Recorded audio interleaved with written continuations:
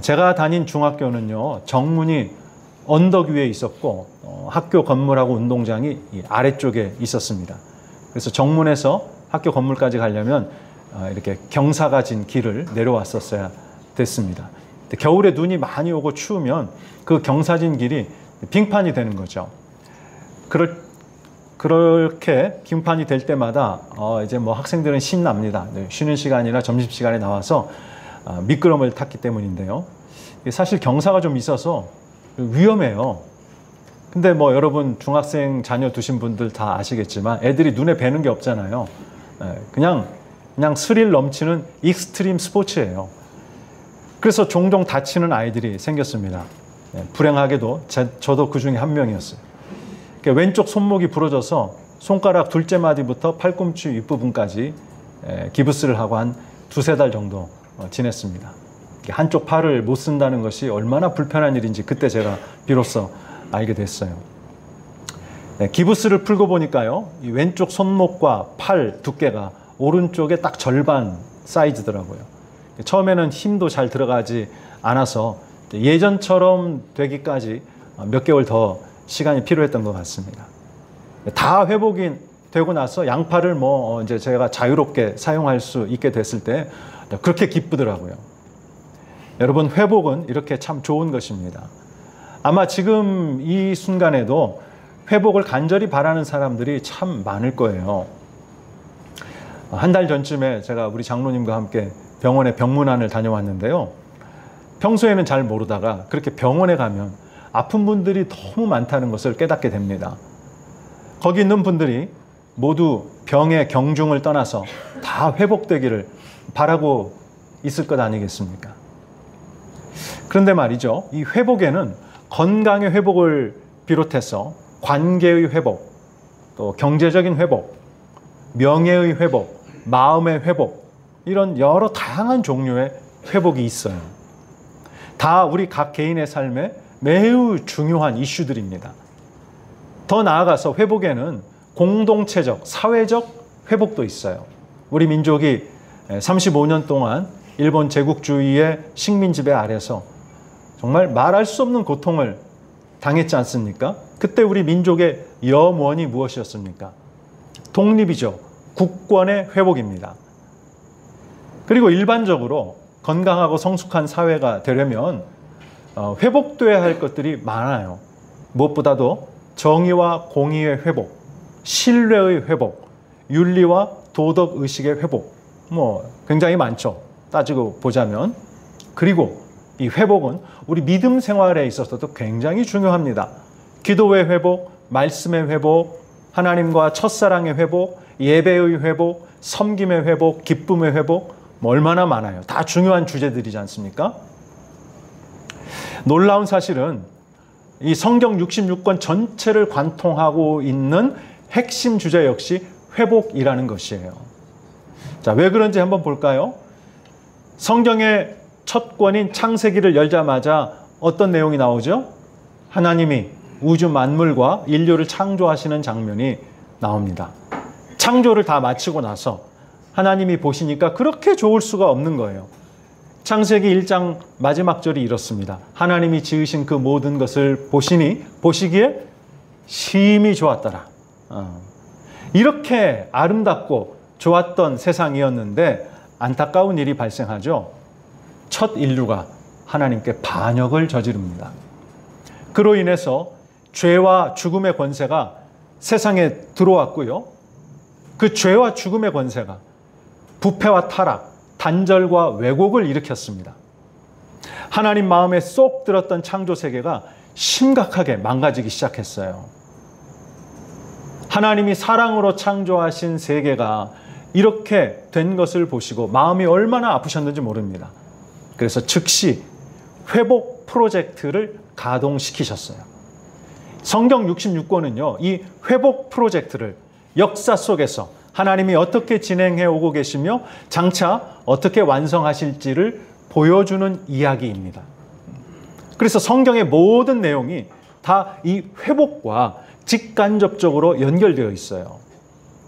오늘 본문은 하나님이 예언자 아모스를 통해서 이스라엘의 회복에 대해 말씀하시는 내용인데요. 이는 단순히 이스라엘이라는 특정 민족이 하나의 국가로서 회복되는 것을 이야기하는 게 아닙니다. 하나님의 회복 프로젝트, 온 세상을 향한 우주 만물과 온 세상을 향한 하나님의 프로젝트를 이야기하고 있는 것이에요. 그래서 오늘은 이 회복 프로젝트의 특징 몇 가지를 여러분과 함께 살펴보고자 합니다. 첫 번째 특징은요, 회복은 심판 후에 온다는 것이에요. 제가 임플란트를 10년 전에 하나 하고 4년 전에 하나 했거든요. 둘 다 어금니인데 본래 저의 치아가 아주 상태가 심각해져서 그대로 두면 나머지 치아와 또 이 잇몸 전체에 아주 악영향을 줄 거라고 하더라고요. 그럼 여러분, 이 치아 건강과 기능을 회복하기 위해서 우선적으로 해야 될 일이 무엇이겠습니까? 상태가 심각한 치아를 뽑아내버리는 거죠. 여러분, 이게 하나의 원리예요. 회복에는 언제나 한 가지 전제 조건이 붙습니다. 그게 무엇이냐면 잘못된 것을 바로잡는 것이에요. 여러분, 잘못된 것을 바로잡지 않고 그대로 두고서 회복을 기대할 수 있을까요? 여러분 몸에 만약 심각한 문제가 생겼어요. 근데 그거를 바로잡지 않고 해결하지 않고 건강을 되찾을 수 있습니까? 불가능하죠. 그런 일은 결코 일어나지 않습니다. 하나님이 사랑으로 창조하시고 보시기에 아주 좋았다고 하신 인류와 이 세상에 심각한 문제가 생겼어요. 죄 때문에 생명의 근원이신 하나님과의 관계가 단절돼 버렸어요.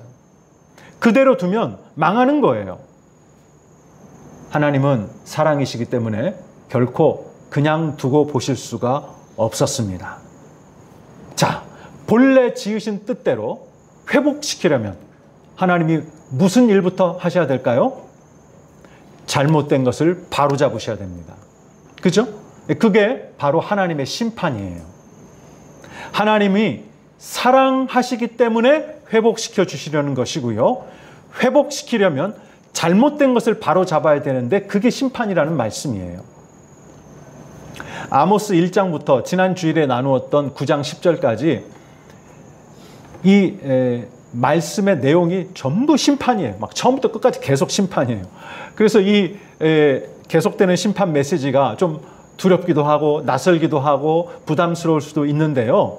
여러분, 잘못된 것을 바로 잡아야 진정한 회복이 온다는 측면에서 본다면 이 심판 메시지에서도 우리는 하나님의 사랑과 하나님의 열심을 읽어낼 수가 있습니다.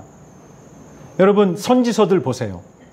모든 예언서들이 심판과 회복을 함께 이야기하고 있어요. 그 이유 때문에 그렇습니다. 자, 11절 말씀 같이 한번 읽어보십시다. 시작. 그날에 내가 다윗의 무너진 장막을 일으키고 그것들의 틈을 막으며 그 허물어진 것을 일으켜서 옛적과 같이 세우고. 네, 여기 다윗의 장막이라는 것은 다윗 왕국 또는 이스라엘 나라를 의미합니다. 실제 역사 속에서 다윗의 후손이 왕이 되어서 다스리는 왕국은 망했죠. 다시는 그 왕국이 세워지지 않았습니다. 세상적인 시각으로 봤을 때는 그 당시 초강대국이었던 아수르 제국과 바벨론 제국에 의해서 침략을 받아 망한 것 같은 거예요. 그러나 성경은 그들이 하나님과의 언약을 깨뜨렸기 때문에 심판을 받아서 망했다고 아주 분명하게 그리고 한결같이 이야기하고 있습니다. 하나님은요, 이스라엘 나라 곧 다윗 왕국을 세우시는 목적을 맨 처음부터 분명히 하셨어요. 이런 겁니다. 하늘의 왕이신 하나님의 통치에 즐거이 복종하고 하나님 한 분만 예배하며 하나님만 의지하는 나라가 되는 것이에요. 그래서 정의와 평화가 손을 맞잡고 사랑과 진실이 입을 맞추는 그런 공동체를 이루는 것입니다. 고아와 과부처럼 사회적으로 연약한 구성원들을 잘 보살피면서 하나님이 내려주시는 풍성한 하늘의 복과 땅의 복을 더불어서 함께 누리는 것이에요. 이것이 하나님이 다윗 왕국을 세우실 때 애초부터 갖고 계셨던 목적이에요. 하나님의 의도입니다. 근데 이거는 사실 세상 모든 나라들과 민족들을 위한 것이기도 해요. 왜냐하면 그 다윗 왕국의 복됨을 보고 세상 모든 민족과 나라들도 하나님 앞에 나오게 하기 위한 것이기 때문입니다. 그러니까 하나님은 범세계적인 회복 프로젝트에서 핵심적인 역할을 이 다윗 왕국에 맡기신 거예요. 자, 이 모든 내용을 압축하고 있는 언약 문구가 있습니다. 자, 저 따라서 해보세요. 나는 너희의 하나님이 되고 너희는 내 백성이 되리라. 네, 성경 읽다가 자주 접하시는 문구죠. 네. 이스라엘은요, 이 언약을 잘 지켰을까요? 아니요, 깨뜨렸습니다. 하나님의 통치를 거부했어요. 하나님과 우상을 함께 섬겼습니다. 예를 들자면 풍요와 다산을 약속하는 가나안의 신들, 바알과 아세라 같은 그런 우상을 하나님과 함께 섬겼어요. 그리고 하나님을 의지해야 되는데 그 대신에 자신들의 군사력, 경제력을 의지하거나 아니면 남쪽에 있는 이집트, 북쪽에 있는 신흥 강대국, 그 강대국들을 의지했어요. 그러니까 파워, 힘을 의지한 거죠. 이것도 우상숭배입니다. 그리고요, 가난하고 약한 이들을 압제하고 착취하는 그런 사회 구조와 문화도 개혁하지 않았어요. 왜 그랬을까요? 그래야 자기가 돈을 더 많이 차지하잖아요. 돈을 사랑했기 때문입니다. 이 역시 우상숭배잖아요. 너무나 기가 막힌 사실은 그러면서도 자신들은 하나님의 특별한 호의와 사랑을 받는 존재이기 때문에 결코 심판을 받지 않을 거라는 어처구니 없는 확신을 갖고 있었어요. 여러분 한번 생각을 해보십시오. 다윗 왕국을 이대로 두고서 범세계적이고 우주적인 회복 프로젝트를 하나님이 계속 진행하실 수 있을까요? 없죠. 불가능합니다. 먼저 잘못된 것을 바로잡아야 돼요. 그래서 하나님이 심판하신 겁니다. 다윗 왕국을 헐어버리신 거예요. 심판 후에 회복이 오기 때문이에요. 첫 번째 특징, 심판 후에 회복이 온다. 자, 두 번째 특징은요, 단순한 복원이 아니라 본래 의도대로 온전해지는 것입니다. 자, 심판 후에 하나님이 다윗의 장막을 재건하시겠다고 하시잖아요. 건물을 비유로 들자면 부서진 곳을 수리하고 허물어진 곳은 다시 세우는 것을 말하는 거겠죠. 근데 이게 이제 여러분이 우리 예전에 남대문이 한번 불탄 적이 있었잖아요. 그래서 그걸 다 복원했죠. 옛날 모습 그대로. 그걸 복원이라고 하거든요. 근데 하나님이 다윗의 그 왕국을 재건하시겠다는 것은요, 예전 모습으로 복원하신다는 게 아니에요. 하나님이 다윗 왕국을 처음 세우실 때의 목적에 부합한 모습으로 온전히 회복시키시겠다. 그런 뜻이 됩니다. 자, 11절 끝에 보시면 옛적과 같이 세우신다 하는 말이 바로 그런 의미예요. 그러니까 말하자면 언약을 회복시키시는 거죠. 언약을 회복시키신다. 언약 백성답게 하나님이 회복시키신다. 뭐 이런 의미가 되겠습니다. 근데 이거를 줄여서 새 언약이라고 하는 거예요. 새 언약. 우리가 성경이 구약 성경, 신약 성경 이렇게 나뉘어 있잖아요. 여러분 신약 성경 할 때 신약이 새로울 신자에 맺을 약자를 씁니다. 새로운 언약. 이게 뭐예요? 새 언약. 언약이 회복되는 것을 이야기하는 겁니다. 그래서 신약 성경은 언약의 회복, 즉 새 언약을 담고 있는 성경이다. 그런 뜻이 되겠어요. 새 언약의 골자는 온전한 회복입니다. 단순히 아담과 하와가 범죄하기 이전 에덴 동산 시절로 복원한다는 것이 아니고 사람과 세상을 처음 창조하실 때의 그 의도대로 온전하게 변화시켜 주시는 것이에요.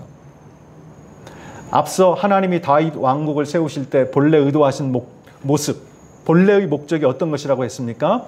하나님의 통치에 즐거이 복종하고 하나님 한 분만 예배하고 의지하며 또 정의와 평화가 손을 맞잡고 사랑과 진실이 입을 맞추는 그런 하늘의 복과 땅의 복을 연약한 이웃들과 함께 온전히 누리는 복된 공동체를 이루는 것이라고 했습니다. 이처럼 하나님의 통치가 이루어져서 본래 창조 의도대로 온전히 회복된 세상을, 그 새로운 세상을 성경이 부르는 용어가 있어요. 무엇일까요? 네, 따라서 해보십시다. 하나님의 나라, 천국. 네, 성경에서 하나님의 나라, 천국 그러면 바로 이걸 말하는 거예요. 회복의 세 번째 특징은 그 범위가 범세계적이라는 것입니다. 온 세상으로 확장돼요. 12절 상반절을 보십시다. 한번 같이 읽어볼까요? 그들이 시작. 그들이 에돔의 남은 자와 내 이름으로 일컫는 만국을 기업으로 얻게 하리라.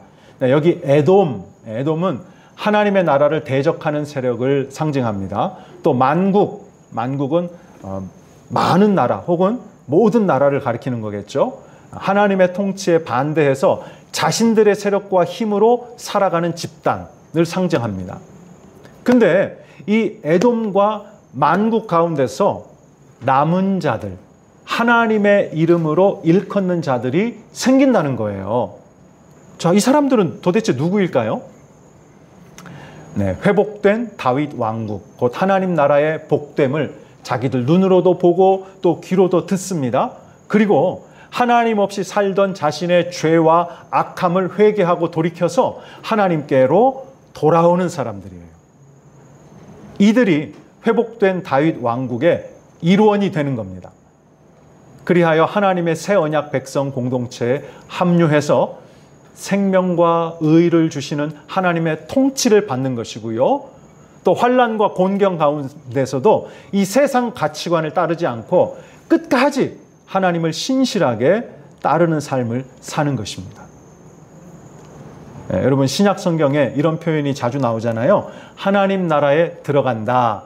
또 천국에 들어간다. 네, 이 말씀의 의미가 바로 그거예요. 하나님의 새 언약 백성 공동체 안에 합류한다. 회복된 다윗 왕국의 일원이 된다. 그런 뜻입니다.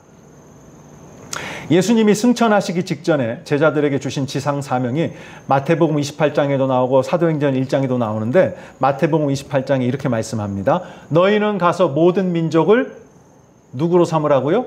내 제자로 삼으라. 자, 이 예수님의 제자들이 모인 공동체가 바로 하나님의 새 언약 백성 공동체인 거예요. 회복된 다윗 왕국 공동체인 겁니다. 그 회복된 다윗 왕국의 왕은 누구시죠? 다윗의 후손으로 오신 메시아 예수님이신 겁니다. 네. 너희는 가서 모든 민족을 내 제자로 삼으라. 이 말씀은 하나님의 새 언약 백성 공동체, 예수의 제자 공동체에 사람들을 합류시켜라. 이런 명령인 거예요. 다시 말하자면 하나님의 회복 프로젝트 안에 사람들을 참여시켜라 하는 뜻입니다. 모든 인종, 민족, 언어, 문화, 관습, 국적 네, 이런 것을 다 통틀어서 말이죠. 네. 하나님은 바로 이런 사람들을 새로운 다윗 왕국을 구성하는 구성원으로 삼으셔서 회복 프로젝트의 핵심 역할을 맡게 하시는 것입니다. 네, 회복의 범위, 범세계적이다. 온 우주적이다. 네, 그렇게 보시면 됩니다. 회복의 네 번째 특징은요. 하나님이 내려주시는 풍성하고 영원한 복이 있다는 거예요. 자, 13절 같이 한번 읽어보십시다. 13절 시작. 여호와의 말씀이니라. 곡식 추수하는 자의 뒤를 이으며 포도를 밟는 자가 씨 뿌리는 자의 뒤를 이으며 산들은 단 포도주를 흘리며 작은 산들은 녹으리라. 네, 씨를 뿌리는 자가 추수하는 자의 뒤를 잇는다. 이 말은요. 아직 추수를 마치지도 않았는데 막 파종을 하기 시작했다는 얘기예요. 그러니까 지금 추수한 곡식이 차고 넘치고 있다는 뜻입니다. 또 포도를 밟는 자가 씨 뿌리는 자의 뒤를 잇는다 하는 말도 같은 뜻이에요. 포도 수확을 해서 지금 포도즙을 짜내고 있어요. 이렇게 발로 밟으면서. 고대 세계에서는 그렇게 포도즙을 짰습니다. 근데 그렇게 하는 중에 막 씨를 뿌리는 거예요, 또. 13절 하반절에 보시면 포도 열매가 얼마나 풍성하게 열렸는지 산마다 달디 단 포도주를 흘려보낸다고 이야기하고 있어요. 자, 이 모습은 하나님께서 회복 프로젝트를 통해 새 언약 백성에게 내려주시는 복이 얼마나 풍성한지를 표현한 것입니다. 아무도 부족함 없이 소외되는 것 없이 모두가 이 복을 풍성하게 누리게 된다는 것이에요. 근데 여러분, 이런 복은요, 하나님의 정의와 샬롬, 하나님의 평화가 온전히 이루어질 때 가능해져요. 왜 그런지 아십니까? 만약에 하나님이 지금 우리 시대에 이렇게 놀라운 복을 풍성히 내려주신다면, 이 세상에 내려주신다면, 그러면 모든 사람이 그것을 예외 없이 아무도 소외되지 않고 부족함 없이 다 누리게 될 수 있을까요? 그럴 수 있을까요? 아닐걸요. 탐욕과 이기심에 눈이 멀어서 자기가 더 많이 차지하려고 싸움이 날 거예요.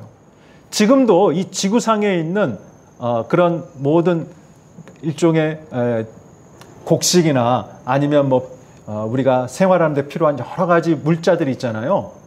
그리고 재화라고 그러죠. 돈. 이것이 아주 극소수의 사람들에게 다 몰려 있어요.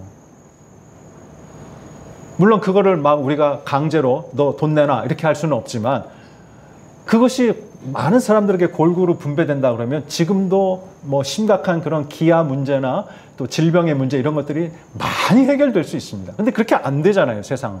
안 되거든요. 여러분, 하나님이 주시는 그 풍성한 복을 아무도 소외되지 않고 예외 없이 풍성하게 누릴 수 있는 조건은요, 하나님이 심판을 통해 잘못된 것을 바로잡으시고 온전한 회복을 이루실 때입니다.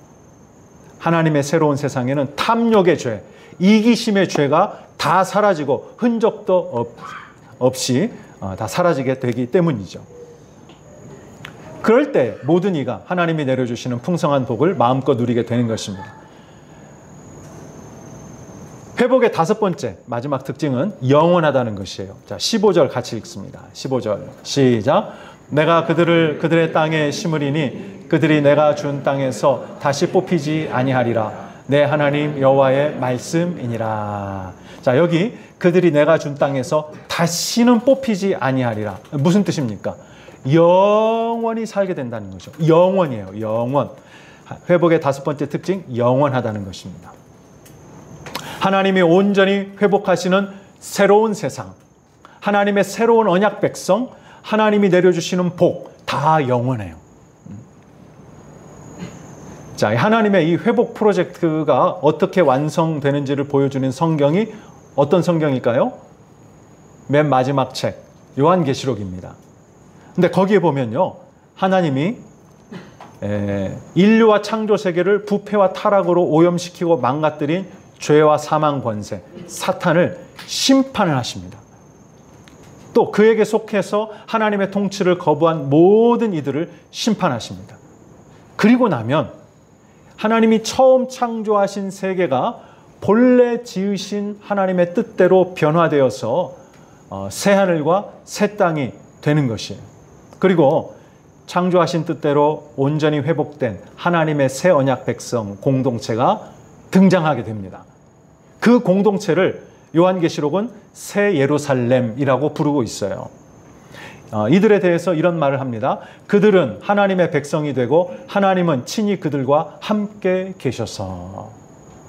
아까 제가 앞에서 말씀드린 언약 문구와 굉장히 비슷하죠? 하나님이 그들의 하나님이 되시고 그들은 하나님의 백성이 되리라.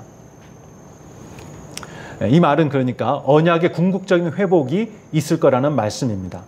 근데 이 새 언약 백성의 그 모습이 얼마나 영광스럽고 복되고 아름다운지 그것을 요한계시록이 어떻게 표현했냐면 요한계시록 21장에 각종 보석으로 꾸며진 것으로 그렇게 묘사하고 있어요. 그리고 요한계시록 22장 5절에 이런 말씀이 있습니다. 다시 밤이 없겠고 등불과 햇빛이 쓸데없으니 이는 주 하나님이 그들에게 빛이심이라. 그들이 세세토록 왕노릇하리로다. 여기 세세토록 무슨 뜻입니까? 영원히 라는 뜻이죠. 영원히.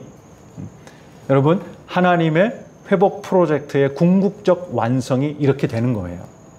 자, 회복의 특징 다시 한번 정리해 볼까요? 하나님의 회복은 심판 후에 오는 것입니다. 하나님의 회복은 단순히 복원이 아니에요. 본래 의도대로 온전해지는 회복입니다. 회복의 범위는 범세계적이에요. 그리고 회복에는 풍성한 복이 있습니다. 그리고 회복은 영원해요. 여러분, 이러한 회복에 나타난 하나님의 성품이 무엇일까요? 사랑이죠. 사랑. 하나님의 사랑. 그런데요, 회복에는 하나님의 사랑만 나타나는 게 아닙니다. 하나님의 거룩하심과 의로우심도 함께 나타나요. 왜냐하면요, 하나님은 거룩하고 의로우신 분이잖아요. 그런 하나님과 영원히 함께 하기에 합당한 존재로 변화시켜 주시는 거잖아요. 바꾸어 주시는 거지 않습니까? 그래서 하나님의 거룩하심과 의로우심도 함께 나타난다라고 할 수 있는 것입니다. 자, 성경이 말씀하고 있는 놀라운 사실을 이 대목에서 우리가 또 붙잡아야 됩니다. 이 회복 프로젝트를 진행하시기 위해서, 이루시기 위해서 하나님이 세상에 직접 오셨어요. 그분이 누구죠? 네, 하나님의 독생자 예수님이십니다.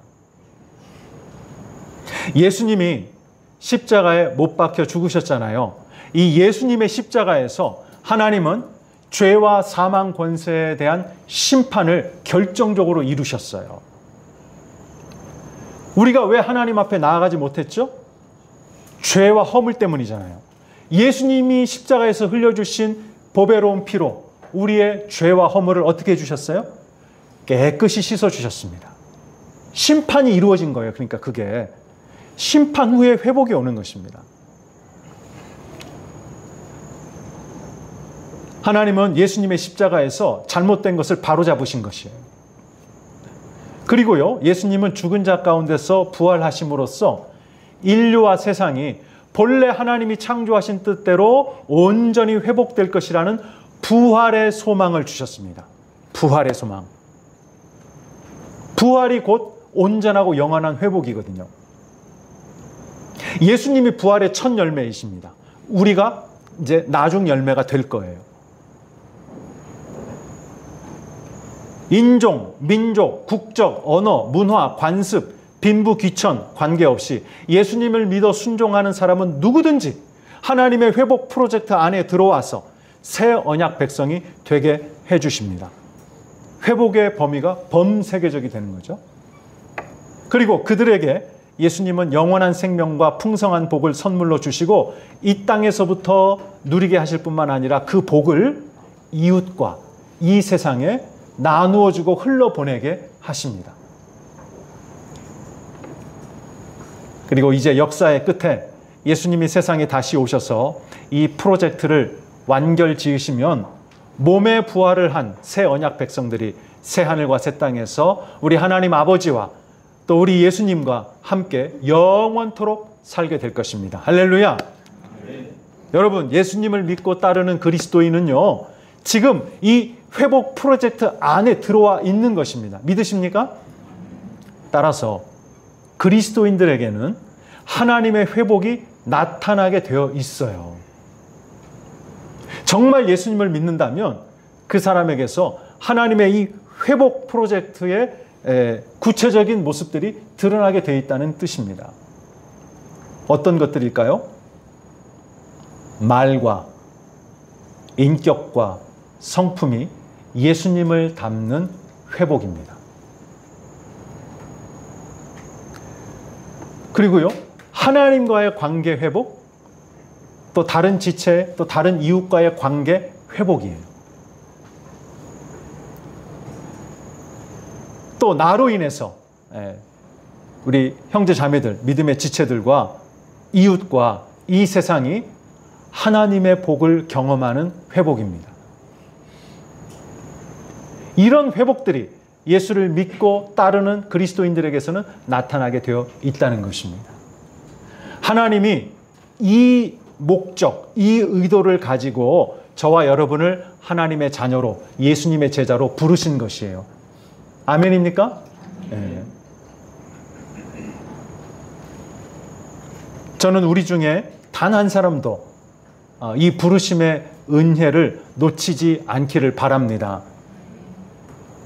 이번 한 주간도 우리의 삶 속에서 하나님의 이 회복 프로젝트가 풀 가동이 되어서 하나님의 영광과 찬송과 기쁨이 될 수 있기를 축원합니다.